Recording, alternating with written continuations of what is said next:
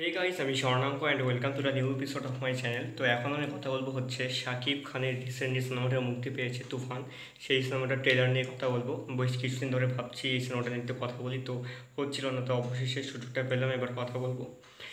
তো শাকিব খানের এই তুফান সিনেমাটা কিন্তু 250 নম্বর সিনেমা, এবং এই সিনেমাটা পরিচালনা করেছিলেন এবং গল্প লিখেছিলেন হচ্ছে রায়হান রাফি। একটা period crime action drama cinema, যেটা 90s সময় একটা ফিকশনাল গল্পর উপরে, সেখানে যে গ্যাংস্টার একজন ছিল সেটার উপরে পুরো কাহিনীটা। তো এই সিনেমায় শাকিব খানের সাথে রয়েছে হচ্ছে মিমি চক্রবর্তী, মাসুমা রহমান নাবিলা, চঞ্চল চৌধুরী, মিশা সওদাগর, ফজলুর রহমান বাবু, শাহিদুজ্জামান সেলিম, সুমন আনোয়ার, লোকনাথ দে এবং আরও অনেকে। সিনেমাটা আমাদের এখানকার এসপিএফ এবং বাংলাদেশের চরকি এবং আলফা আই একসঙ্গে সিনেমাটাকে প্রডিউস করেছে। প্রায় 7 কোটির বাজেট সিনেমাটা, বর্তমানে কিন্তু এটা 32 কোটির উপরে কালেকশন অ্যাপ্রক্সিমেটলি করে ফেলেছে, এবং বলে দিয়েছে যে এই সিনেমার কিন্তু সিকুয়েল আসতে চলেছে।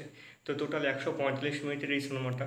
তো ট্রেলার নিয়ে আমি প্রথমে কথা বলবো, পরে যখন সিনেমাটা ওটিটি আসবে তখন আমি দেখবো সিনেমাটা। হলে আমার দেখার সুযোগ হয়নি, সুযোগ বলতে কিছুটা ইচ্ছা ছিল না অতটা যে দেখবই কি দেখবো না, তবে ঠিকমতো অবস্থা হলো না, সেই জন্য দেখাটা হলো না। তবে সুযোগ হলে অবশ্যই এরপরে দেখে নিব।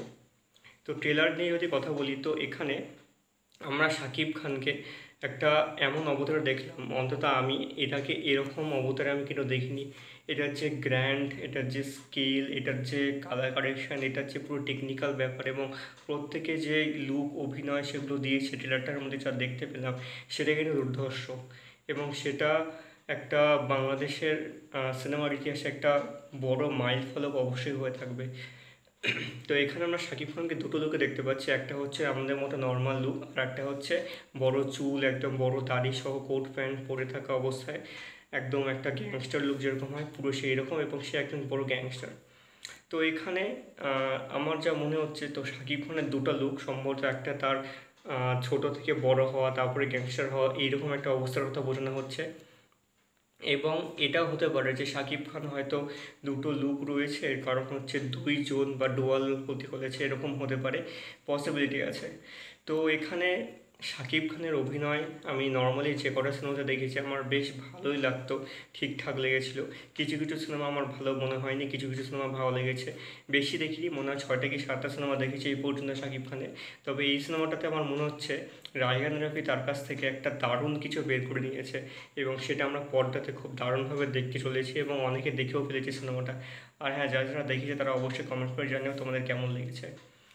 তো এখানে পুরো যে স্কেলটা রয়েছে, সেখানে একটা 90s সময় গ্যাংস্টার যিনি ছিলেন তার এখানে কথা বলা হচ্ছে, তার ধীরে ধীরে বড় হয়ে ওঠা, সে কি হতে চেয়েছিল, কেন হতে চেয়েছিল, সেগুলো অবশ্যই সিনেমাটা দেখানো হবে, এবং কিভাবে হলো তার যে জার্নিটা সেটা এখানে দেখানো হবে, এবং তারপরে সে কত গ্যাংস্টার রয়েছে সেগুলোকে পার করতে করতে করতে আরও বড় গ্যাংস্টার হবে, এবং সব থেকে বড় একজন হয়ে উঠবে, সেটাই হচ্ছে হয়তো কাহিনীটা হবে।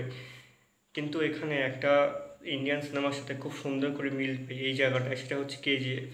কেজিএফে আমরা ঠিক সেরকমই দেখেছিলাম যে রাস্তা থেকে উঠে একজন গ্যাংস্টার, সে আশেপাশের ছোটোখাটো গ্যাংস্টারগুলোকে মেরে কীভাবে বড় গ্যাংস্টার একজন হয়েছিল সেই রকম। এখানে বাকি দুজন যে অভিনেত্রী রয়েছে তার বেশি এখানে সময় দেয়নি ট্রেলারের মধ্যে, তবে মিমিকে এখানে বেশ ভালো লাগছে, তাকে মনে হয় একজন হিরোইনের চরিত্রের রোল প্লে দেওয়া হয়েছে। এবং মাসুমা রহমান নাবিলাকে আমরা যে নর্মাল লুকটা আছে শাকিব খানের সেই লুকে দেখতে পাচ্ছি, তাকে বেশ ভালো লাগছে। শেষবার আমি চঞ্চল চৌধুরীর যে আয়নাবাজি সিনেমা দেখেছিল সেই সিনেমা দেখেছিলাম। তো ওভারঅল এখানে জিনিসটা বেশ ঠিকঠাক মনে হচ্ছে, এবং বাংলাদেশের সিনেমায় এই ধরনটা, মানে বাংলাদেশের একটা তো ধরন রয়েছে, সবার কথা বলছি না, একটা নির্দিষ্ট ধরন রয়েছে যেই ধরনের বাংলা সিনেমাগুলো সবসময় হয়ে থাকে বাংলাদেশে। তবে এই কাজটা কিন্তু আমার মনে হচ্ছে সব কিছুর থেকে আলাদা হবে, এবং বেশ ভালো একটা কিছু হতে চলেছে। তবে এখানে আমার মনে হয় যে এরকম লুক দেখলাম, বেশ কিছু অ্যালিগেশন এবং কন্ট্রোভার্সি তৈরি হতে চলেছে আরাম করে। এবং গান, এখানে টাইটেল ট্র্যাকটার কিছুটা অংশ রাখা হয়েছে, দুষ্টু কুকির নামে একটা গান আছে সেটারও কিছু অংশ রাখা হয়েছে। ওভারঅল ট্রেলারটা খুব সুন্দর, এবং চঞ্চল চৌধুরীকে এখানে দেখতে কিন্তু মারাত্মক লাগছে। তার লুক, তাকে এখানে যেভাবে তার অ্যান্টাগনিস্টের চরিত্রে তিনি রোল প্লে করেছেন, সেইটা একটা দারুণ কাজ। তো এখানে আরও অভিনেতা যারা রয়েছে, মিশা সওদাগরের খুব ছোট্ট সিন রয়েছে, শাহিদুজ্জামান সেলিমের সেরকম সিন দেখতে পেলাম না। তবে ওভারঅল ট্রেলারটা একদম একদম মশালা প্যাকটা অ্যাকশন পুরো দারুণ। এখানে একটা সব কিছু পেয়ে যাবে এখানে দর্শকরা, এবং শাকিব খানের ফ্যান বেসদের জন্য এটা একটা ট্রিট হয়ে বলেছে খুব দারুণভাবে। তো দেখা যাক কতটা ভালো করতে পেরেছেন শাকিব খানের সঙ্গে রায়হান এই সিনেমাটা, সেটাই এখন দেখার, বিশেষ করে আমার কাছে। বাকি যারা দেখেছেন তাদের অবশ্যই কমেন্ট চাইবো এবং মতামত চাইবো যে কেমন লেগেছে তাদের। আর আমার এই ভিডিওটা ভালো লেগে থাকলে অবশ্যই চ্যানেলটিকে সাবস্ক্রাইব করতে একদম ভুলবে না।